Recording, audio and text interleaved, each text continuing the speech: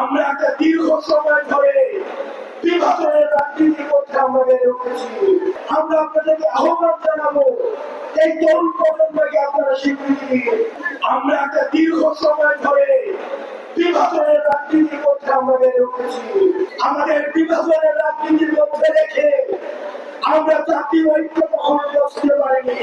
আমাদের পূর্বের যারা রাজনীতিবিদ রয়েছেন, আমরা আপনাদেরকে আহ্বান জানাবো, আপনাদের রাজনৈতিক প্রজ্ঞা, আপনাদের রাজনৈতিক অভিজ্ঞতা, সেগুলোকে আমরা তরুণ প্রজন্ম আমরা আপনাদেরকে সম্মান জানাই।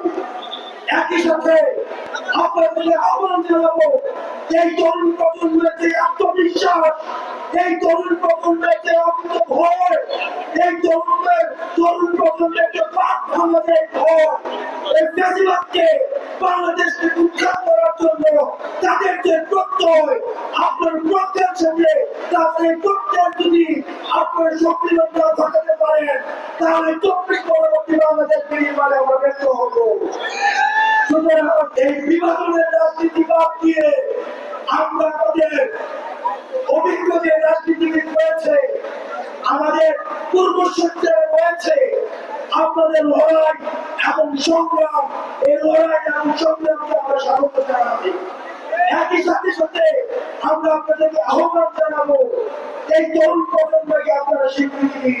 এই তরুণ প্রজন্মের আপনারা যদি এই তরুণ প্রজন্মের ক্রোধকে, এই তরুণ প্রজন্মের অন্তর্ভয় আত্মবিশ্বাসকে আপনারা সম্মান না জানান, তাহলে 24 পরবর্তী যে বাংলাদেশ রয়েছে, এই বাংলাদেশ সুন্দর হবে না।